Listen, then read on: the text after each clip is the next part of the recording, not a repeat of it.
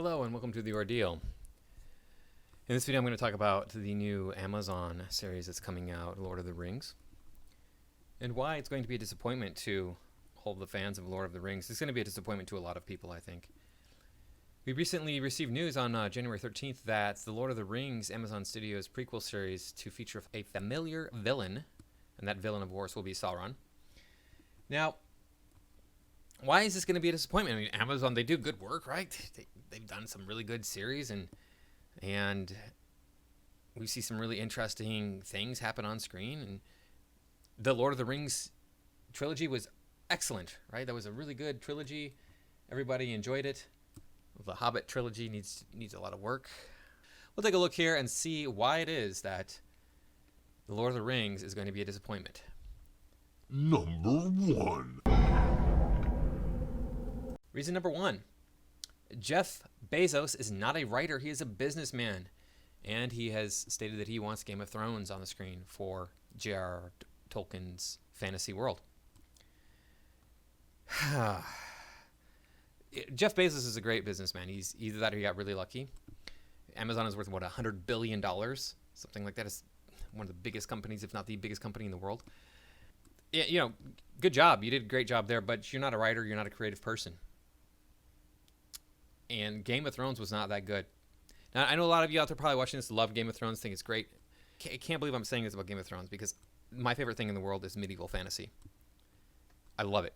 I got it on the wall behind me here in my room. Adult male here. I got a leather assassin's helmet with a faceplate mounted on a wig mannequin and a fantasy dagger behind it and 2 elven daggers suspended above it, crossing in front of a fantasy plaque. It even says fantasy on the plaque. And I got a Lego Millennium Falcon over here on the other side and some sort of weird, demon knight figure that I found somewhere. It's a toy. Some medieval Lego men and a fantasy warrior that I sculpted in 3D and had 3D printed. I got a katana on the wall in front of me. Not that that's fantasy, but still, it's kind of in the same vein. And over here, I got a wall calendar. WoW. I've never even played WoW, but I know it's medieval fantasy, so it's awesome. The calendar is great. It has these cool images in it of elves and orcs and dragons and wizards and all that stuff that I love about fantasy. My library, half the books in my library are Dungeons and Dragons. I'm not joking. It's literally half the books in my library are Dungeons and Dragons. So yeah, I absolutely adore medieval fantasy. So why don't I like Game of Thrones? It was just shock. It was just for shock. That's all it was. It was shock prawn. Call it that. Shock prawn. They wanted to see if they could shock the audience. Oh my God, look how disgusting it is. Oh my God, look how crazy that is. Oh, it's so amazing. Wow, they're like showing all the dark sides of humanity. It's very dark. It was a very dark fantasy. And Lord of the Rings is not a dark fantasy. It's closer to a high fantasy than it is to a dark fantasy, that's for sure. So this is not going to be what people are looking for. I have nothing against nudity. I have nothing against bodily functions. These are normal things that people deal with every single day. Everybody has a naked body. Everybody poops.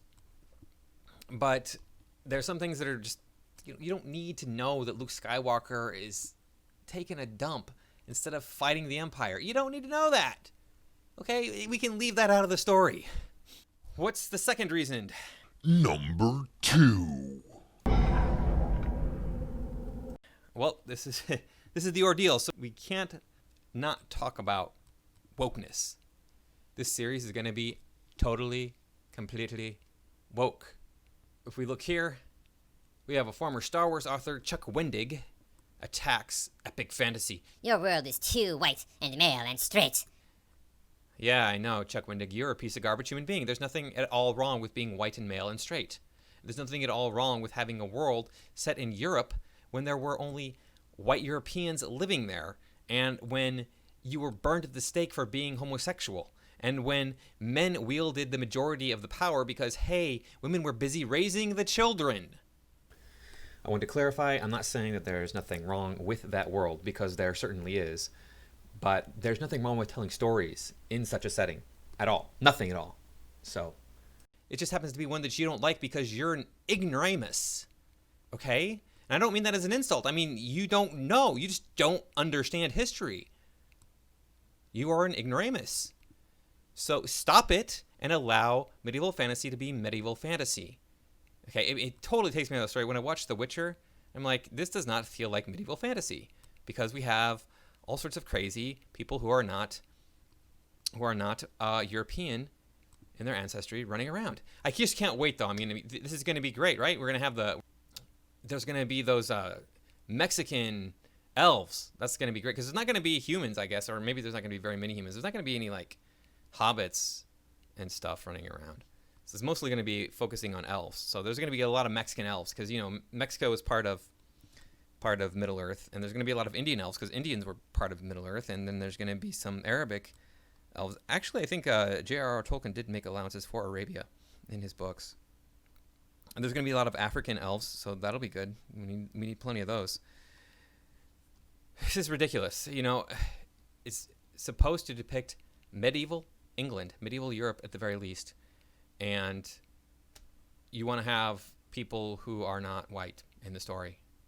Good job, Chuck. You're on top of things, man.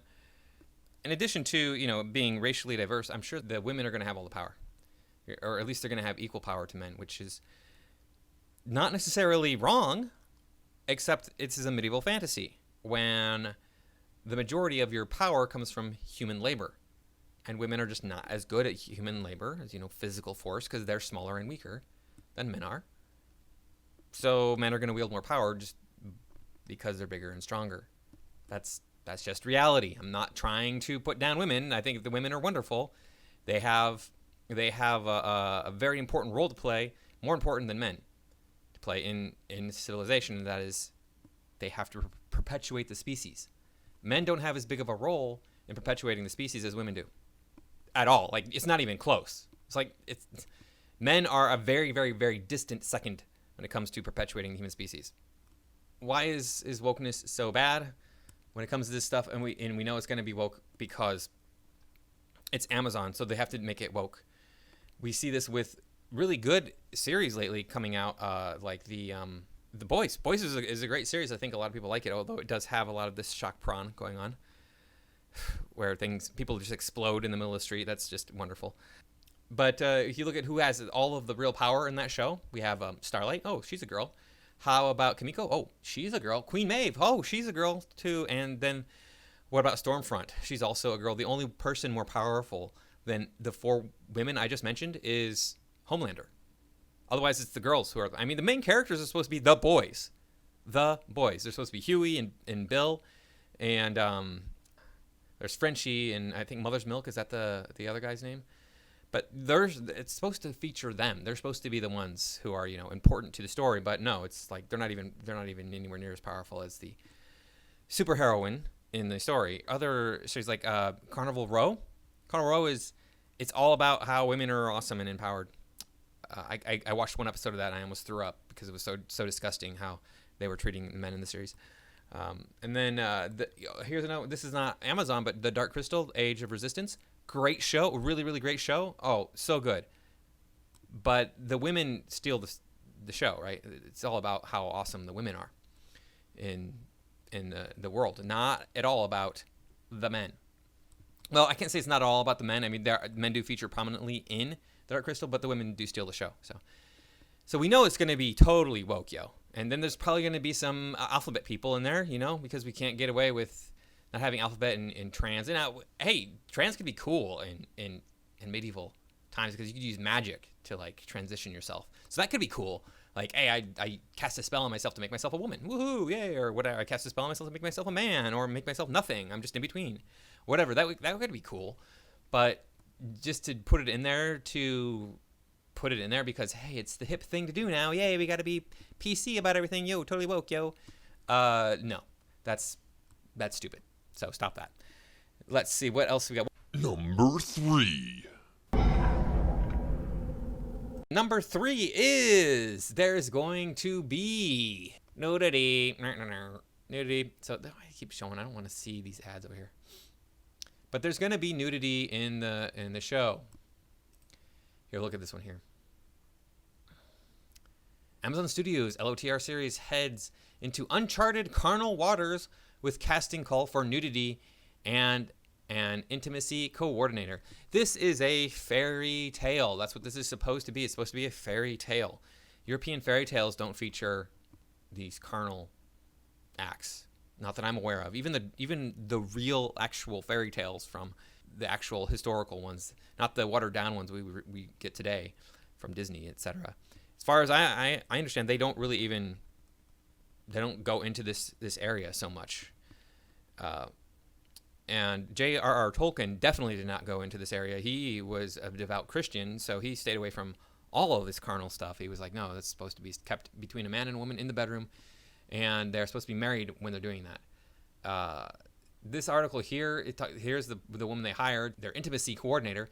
Now, if you want to show some naked people once in a while, I'm not too worried about that. But the debauchery that was featured in Game of Thrones, you want to bring that to the screen?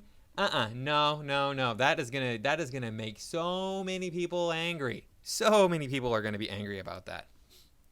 Nudity. I've never ever in my entire life had a problem with nudity. I don't understand what the big deal is about seeing a naked body. Everybody has one. What's the big deal?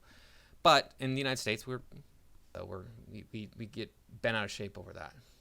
Oh, there's gonna be group nudity. So there's gonna be orgies. Oh, good. That sounds like Lord of the Rings. Will characters be sexified that weren't in Tolkien's book? They don't know, but I'm guessing so. How Tolkien presented. He didn't. Tolkien did not present sexualized content. He simply didn't, see? He's a Puritan. So this is going to be really, really unpleasant for a lot of people because they're going to make it just lowbrow debauchery, human filth. They're going to cheapen intimacy. They're going to cheapen humanity in general, and it's not going to go over well. They have veto power. Unconfirmed. No, does Tolkien's estate have veto power? Probably not. So get ready to see your favorite characters being sodomized, etc. It'll be a wonderful time for you, I'm sure, to watch these people from what was originally put onto film as a children's cartoon, engaging in adult behavior. I know that, say, like, characters in Star Wars did stuff. Like, supposedly Han Solo and Princess Leia got together. I didn't need to see that on screen, them doing sexual things instead of fighting the Empire, to know that they got together, got married, had kids. I don't need to see that. And I don't need to be shocked by, oh my gosh, look, there's prostitutes everywhere. Oh my gosh, look, there's orgies. Oh my gosh, look, this person's having bad things done to them. None of that needs to happen for me to enjoy a movie. In fact, it takes me away from, my wife and I recently tried to watch The Wolf of Wall Street. She could not stomach it because it was the sexual debauchery in it. She was like, yeah, we have to turn this off. I'm not in disagreement with her stance on that. There's a time and a place, people, and Lord of the Rings is not the time and the place.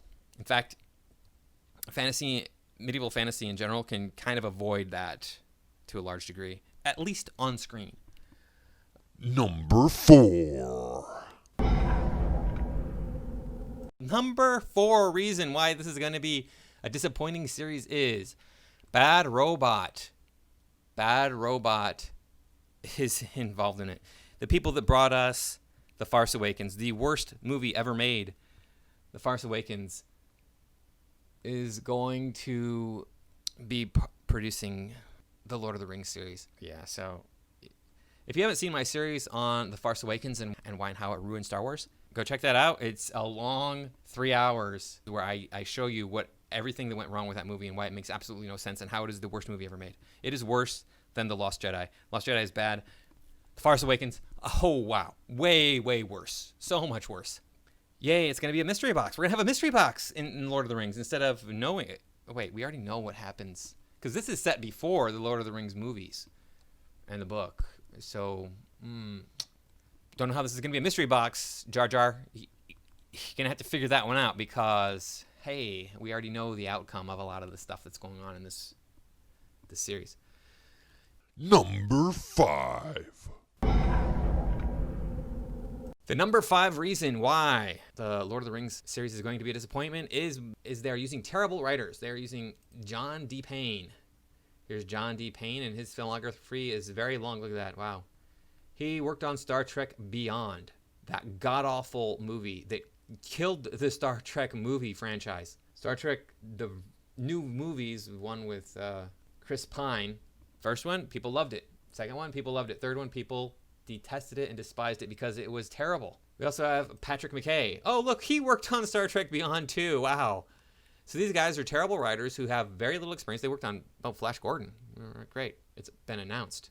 Can't wait for that to be ruined. And then, yeah, he's uncredited. They were so bad at that movie that they were uncredited. Wow, good job.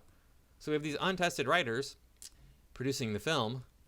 Not only that, hey, look, they fired the entire writing staff. Look down here. Information regarding the upcoming Lord of the Rings television show on Amazon has been few and far between, but now a rumor from The One Ring details that the entire writing staff for the show has been fired.